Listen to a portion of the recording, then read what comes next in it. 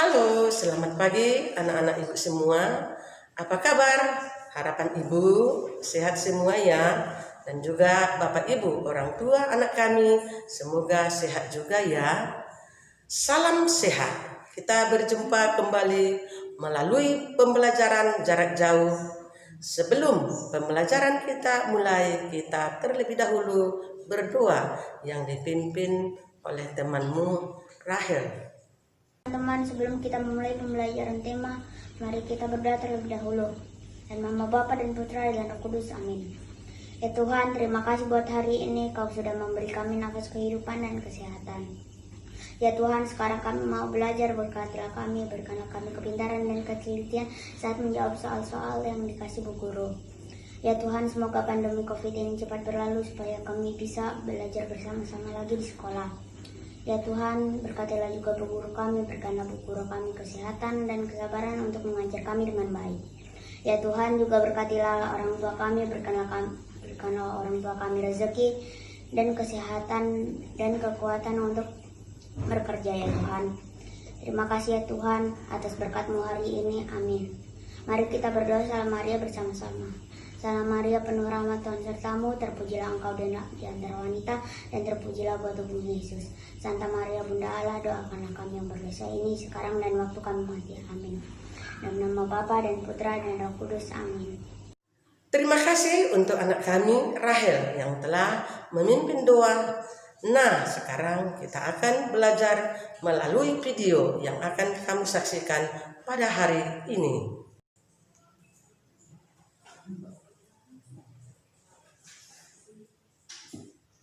Tujuan pembelajaran kita adalah satu, dengan membaca, siswa mampu menilai kejadian yang terdapat di dalam cerita.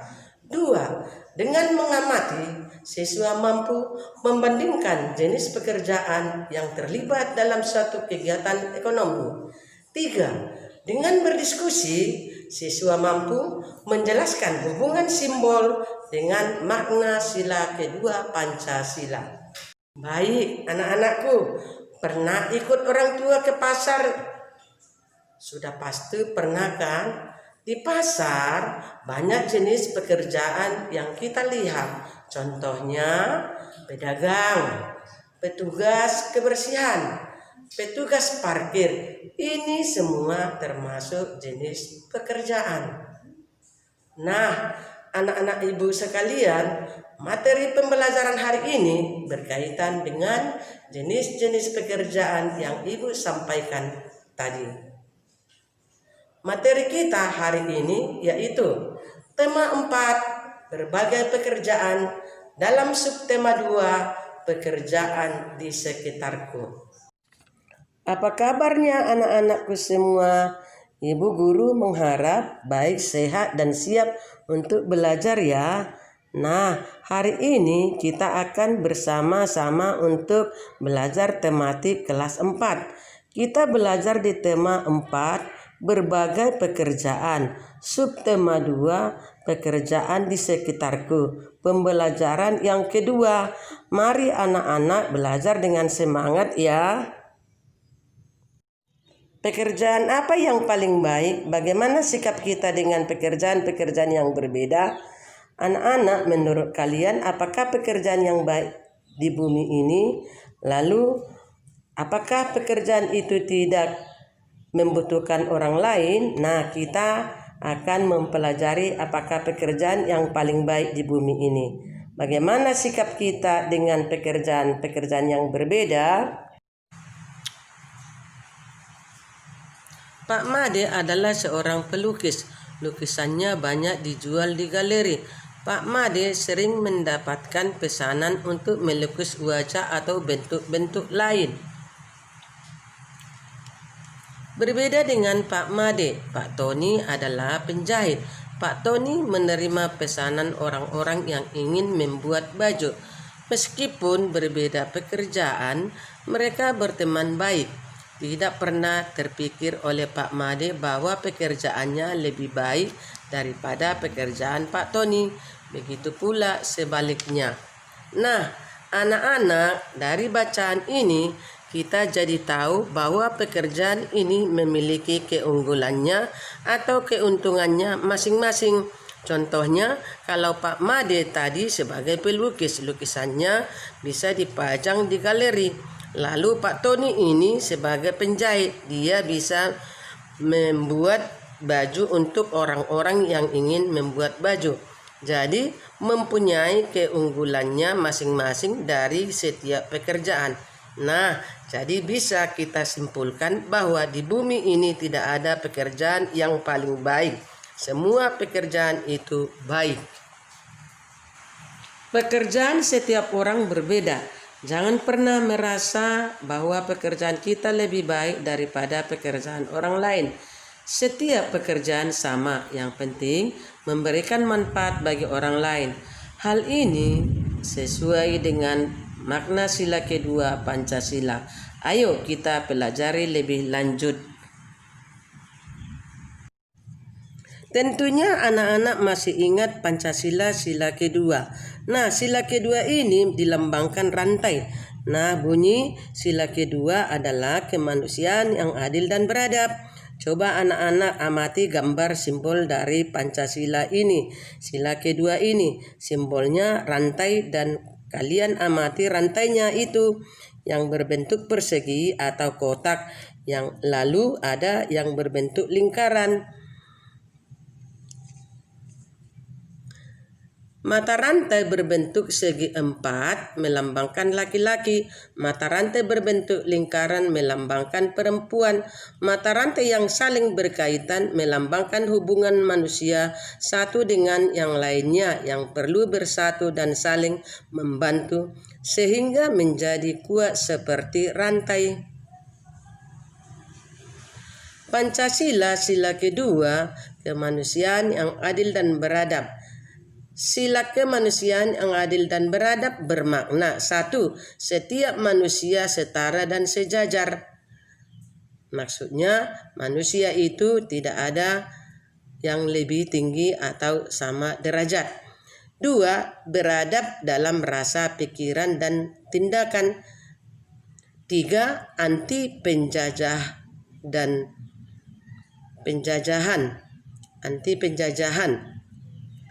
Anti penjajahan maksudnya kita tidak boleh menghakimi terhadap orang lain jika bersalah terhadap kita. 4. Mengutamakan kebenaran dan keadilan. Maksudnya di sini kita harus mengutamakan kebenaran. Apakah sikap Pak Made, Pak Tony mencerminkan sila kedua Pancasila? Jelaskan alasanmu. Ya, Pak Tony dan Pak Made tadi menunjukkan sikap sila kedua Pancasila karena mereka saling menghargai. Mereka menganggap sama derajatnya. Mereka juga menganggapnya setara. Contoh penerapan sila kedua di rumah, lingkungan, keluarga, yaitu dapat kita terapkan: 1. Mencintai, menghormati, dan menaati nasihat orang tua. 2. Menjunjung tinggi nilai-nilai luhur keluarga dengan penuh ketulusan sehingga terjadi suasana keluarga yang bahagia. 3. Menjaga nama baik keluarga di masyarakat. 4. Orang yang muda menghargai orang yang sebaya, saling menghargai. Yang tua menyayangi yang muda.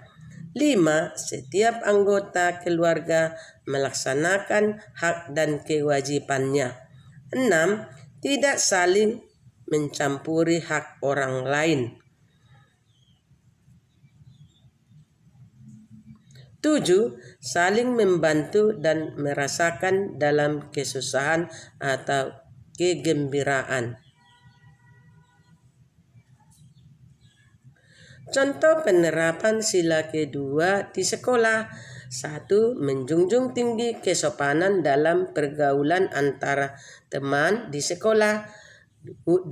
Melaksanakan program sekolah berkaitan dengan usaha kemanusiaan. 3. Menegur teman yang mencontek, tidak melaksanakan tugas piket dan melaporkan teman yang membolos atau menggunakan uang sekolah. 4. Membantu teman yang sedang mengalami musibah, baik moral maupun material.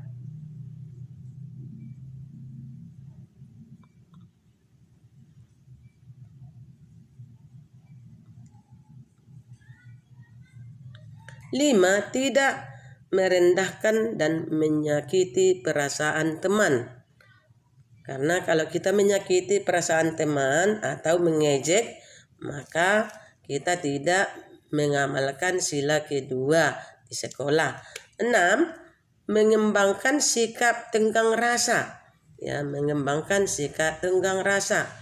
Contoh penerapan sila kedua di masyarakat. 1. Membantu korban bencana alam. 2. Memberi sedekah kepada fakir miskin. 3. Tidak menyakiti dan menfitnah orang lain. 4. Meminta izin bila meminjam barang orang lain. 5. Berlaku sopan kepada orang lain. 6. Menjadi donor darah. Maksudnya menjadi donor darah itu alangkah bahagianya kita bisa mendonorkan darah jika orang membutuhkannya. Namun kita harus melihat umur kita. 7. Mengumpulkan dana bela sungkawan untuk diserahkan kepada yang berhak menerimanya. Dayu tidak mau sekolah. Dayu adalah temanku. Ia anak yang ramah. Meskipun lama tinggal di Jakarta, logat bahasa Dayu masih sangat kental dengan logat Bali. Hal ini membuat Badu sering menertawakan Dayu. Dadu sering mengejek Dayu. Hal itu membuat Dayu sangat sedih. Ia menjadi tidak percaya diri untuk bicara di depan kelas. Ia takut ditertawakan Badu.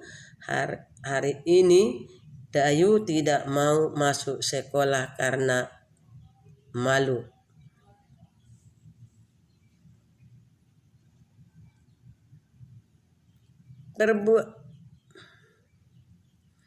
Apa yang dilakukan Dadu terhadap Dayu? Dadu mengejek dan menertawakan logat Bali Dayu. Bagaimana perasaan Dayu terhadap sikap Dadu? Dayu merasa sedih karena diejek dan ditertawakan Dadu. Setujukah kamu dengan apa yang dilakukan Dadu? Jelaskan. Ibu guru pasti tidak setuju. Saya tidak setuju apa yang dilakukan Dadu. Kita tidak boleh mengejek dan menertawakan teman.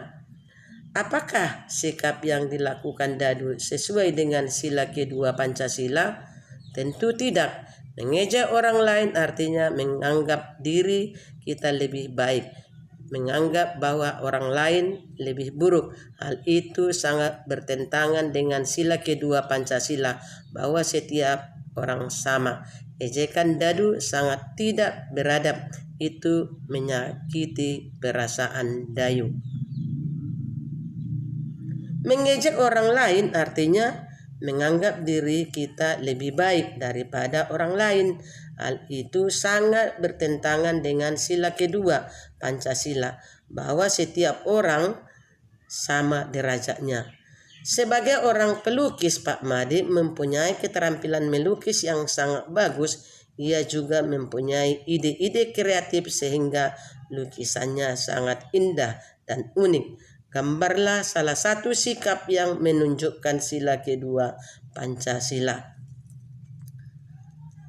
Ini Ibu berikan salah satu contoh gambar dalam sikap kita terhadap sesama. Terima kasih pada anak-anak Ibu semua yang telah menyaksikan video pembelajaran hari ini. Maka sebagai kesimpulan pembelajaran kita hari ini adalah semua jenis pekerjaan baik adanya dan tidak boleh membeda-bedakan pekerjaan yang satu dengan pekerjaan yang lain. Dan juga kita harus memiliki perilaku sesuai dengan sila kedua Pancasila dalam kegiatan sehari-hari. Untuk itu, tugas kita hari ini adalah 1. Tuliskan 3 jenis pekerjaan yang berada di daerah pedesaan. 2. Tuliskan 3 jenis pekerjaan yang berada di daerah pantai. 3. Tuliskan 2 nilai yang terkandung dalam sila kedua Pancasila.